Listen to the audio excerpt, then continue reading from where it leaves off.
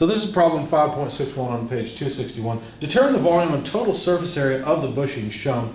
Let me draw this bushing in cross section. And like I said, I have not worked this one out yet, so we're going to need some calculator help.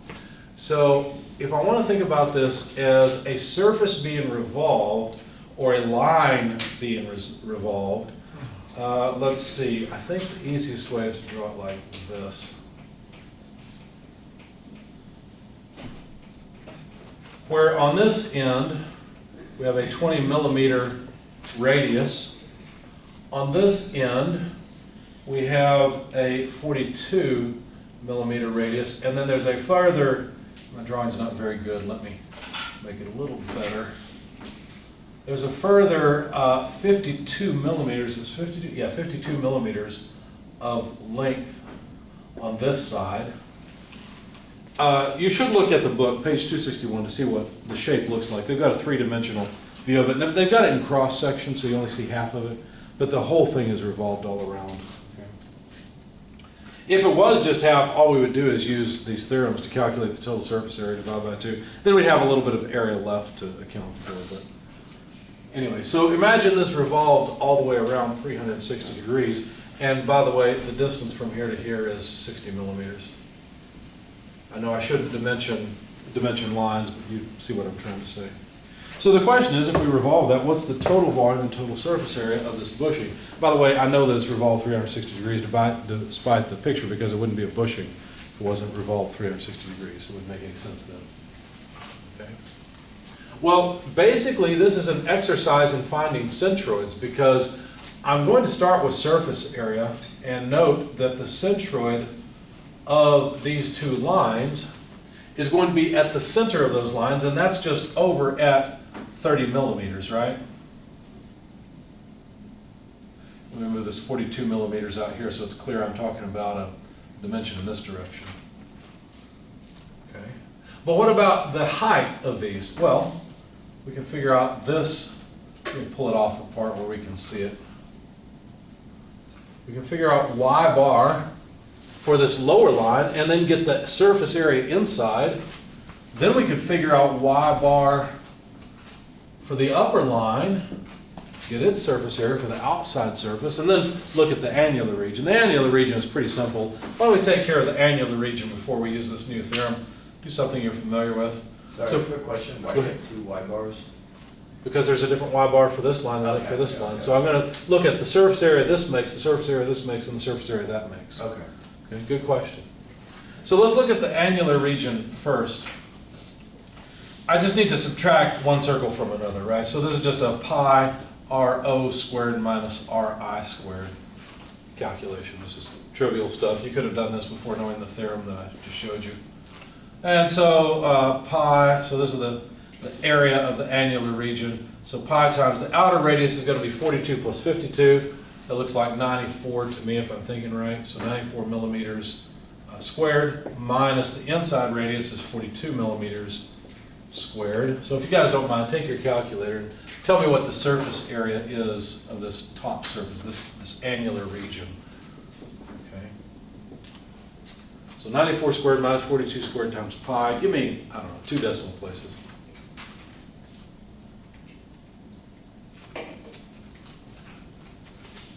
So how much area are we talking about here?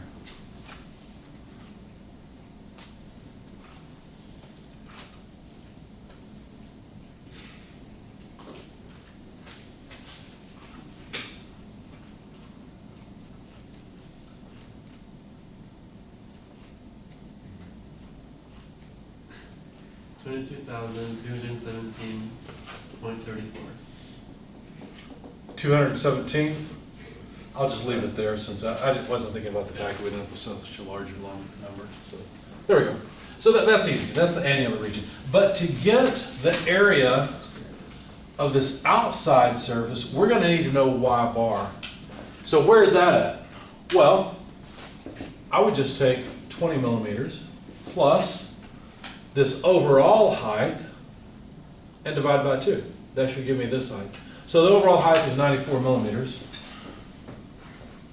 Divided by 2, so that's just what? How come I can't think? 114? So that's what, 57?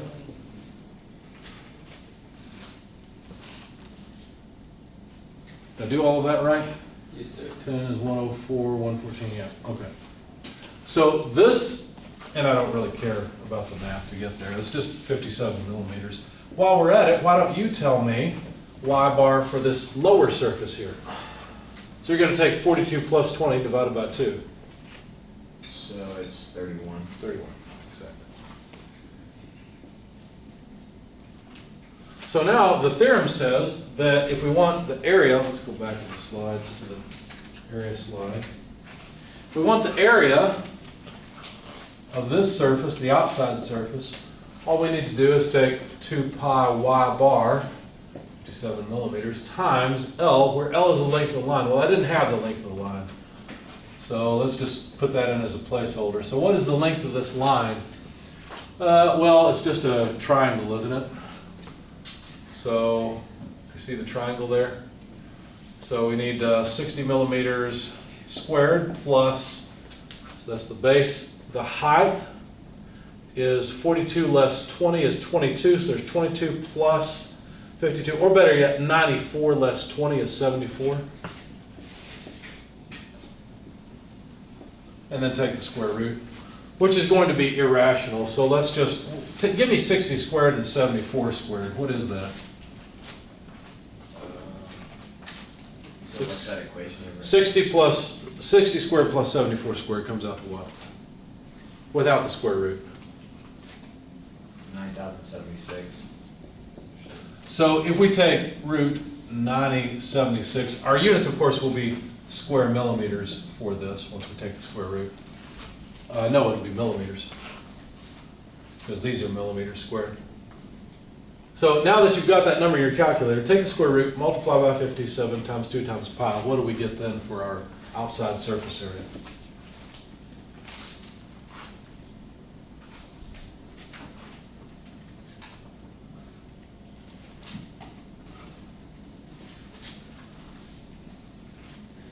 That's 17,059.72. That's smaller than I expected. I thought there'd be more area on this outside than that. Anybody second that, or have we made a mistake somewhere? I got 34,119. That's more what I expected. I think you forgot the 2. How much? 34,119.45. We'll leave it there. 57 pi. Don't forget the 2 here. So 2 times pi times 57. Times the root 9076. Yeah, you're right. Yeah. Okay. So now let's do the same thing for this line. That length is a little less. Excuse me. So there we've got a height of 22 millimeters rather than 74. And a base length still of 60 millimeters. So give me 60 squared plus 22 squared. What is that? We'll leave it as a square. 4,084. Yeah. 4,084. So we'll leave that for now. And then the area will be 2 pi times, and let's see, we need the height. Well, we figured out that was 31 millimeters. Root 4084 millimeters. I'm going to get rid of these Y bars because we don't really care about them anymore. This is 4084. Don't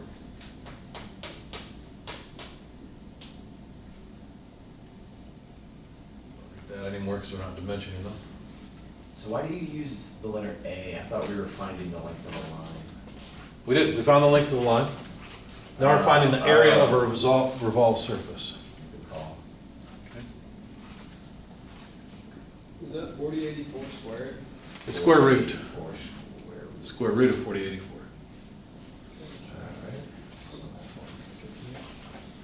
Now 4084 is close to 4096, which has a square root of 16, I think. No, that's 256. Never mind. Answer is 12,447. That is what I got to. Right, that's how you know. It is a little smaller than I expected, but if 2 of you got it, then we'll leave it at that. Okay? Anyone disagree with any of these numbers? Okay. So if we want the total surface area, now all we have to do is add up all of these areas. Because if this is revolved around, we'll have an inside surface, outside, and a top surface. So the total area would just be 22,217 plus 34,119 plus 12,447. So just for the sake of completeness, give me that number. Then we'll tackle the volume.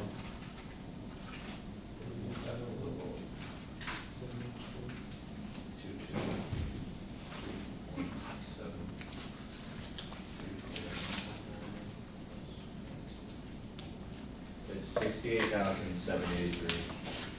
Yep. 68,783. Right there, Okay. So there's the total area. Now, that was actually very easy. Now, how else could you do it? Well, you could draw this in SolidWorks and let SolidWorks tell you. Right? Click on the areas and it'll tell you. We'll try that. After we calculate the volume, what we'll do is we'll keep the answers on the board. We'll go to SolidWorks and see if we made a mistake. Why not? Should be fun. But what about volume? Well, let's get rid of all this.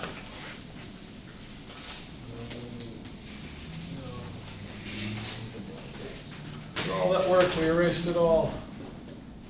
Well, now we're interested in volume. So to calculate volume, we're going to do things a little bit differently. We need the centroid of the area that's being revolved. Okay? Where is the centroid of the area? Go back to the back of your book to centroids of common shapes of areas and lines. When we have a triangle like this, what it says is that the centroid lies on a line halfway between the two outer lines. And y bar, the distance from here to here, is just the height over 3. So that's 20 millimeters. We've got 60 millimeters total, so 20 millimeters would be a third of the 60 millimeter height. But then the location of the centroid in this direction would be a different thing. Okay? So let's see if we can figure that out. Well, we've got a position here and a position here, so we can figure out where this is at, right? If we figure that out, then I think we can take a third of this distance down, and that's where it will be, but let's see if they tell us that. They don't. So why don't we do this instead? Why don't we figure out the height here, and then just go halfway between them. So these locations are 1/3 of the way over. So if we break up this into 3 parts, but basically we've got to go down by 1/3 each time, right? So the total, this may seem a little confusing, but the total drop we have to accomplish is just 22 millimeters, right? Because 42 millimeters from here to here minus 20 millimeters leaves us with 22 millimeters of drop. So this location would be 42 less 22 over 3. Everybody see why? So 42 millimeters less 1/3 of the 22 millimeter drop would get us to that point. The height of this point, which we're not to here yet, but the height of that point, let's see what's the easiest way to come up with that. Well, probably go out to the outside, so 94. So from the center line, 42 and 52 are 94. We have to drop down from this point to this point by 52 plus 22. Well, that's what, just 74? So we have to drop 74. So minus 74 over 3, because we're only going to drop 1/3 of it. That make sense? Rather than coming up with an equation of the line or anything else, I thought that'd be easiest. So that, but neither of those is what we want. That's just the upper and lower point. We know this point's halfway between those two. So what we'll do is just take 94 minus 74 over 3. That's this height from here to here. We'll add to that the height from here to here, which is 42 less 22 over 3. That's a 7, by the way. And then divide by 2. So that should give us the location of the centroid that we're looking for. So this is what I will call y bar. So take your calculators if you would please and tell me what this number is. Let's see.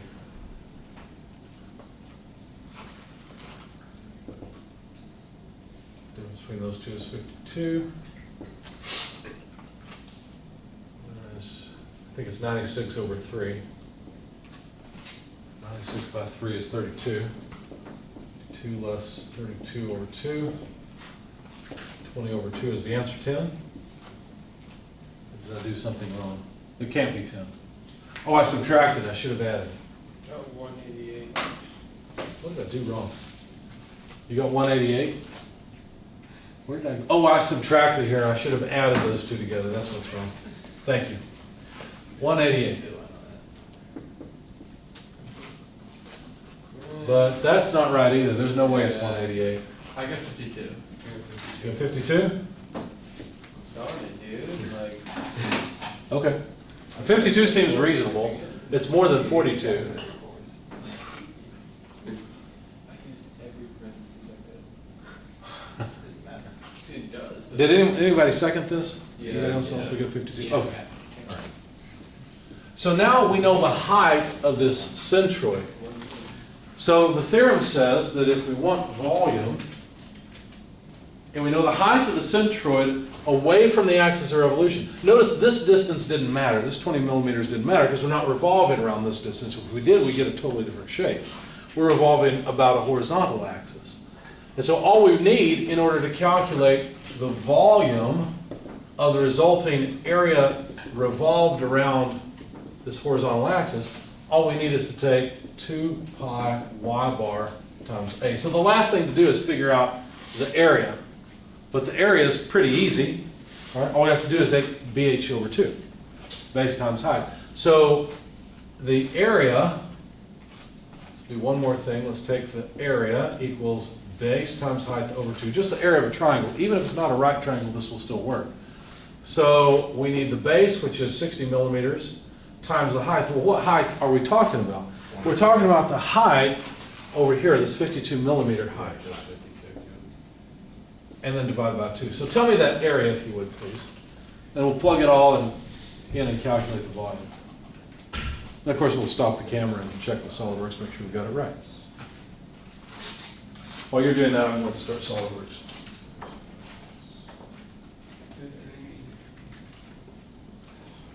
At least ask it to start.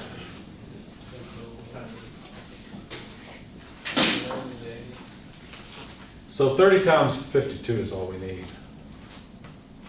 3120, so 3120 divided by 1560. 1560, thank you. All right, so now we can calculate the volume, 2 pi times 52 millimeters times 1560 millimeters squared. So if you got 1560 in your calculator, just multiply by 52, multiply by 2, multiply by pi. What do we get for our volume then? By the way, this is multiplied.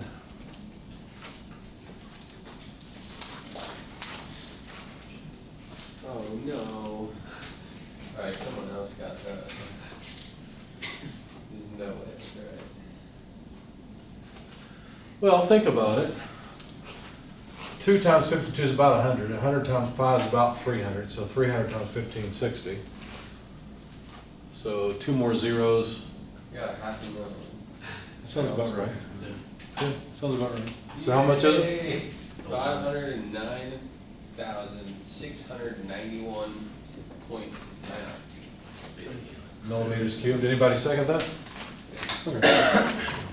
All right. So hopefully those numbers are right, but we'll stop the video and go to SOLIDWORKS and double check.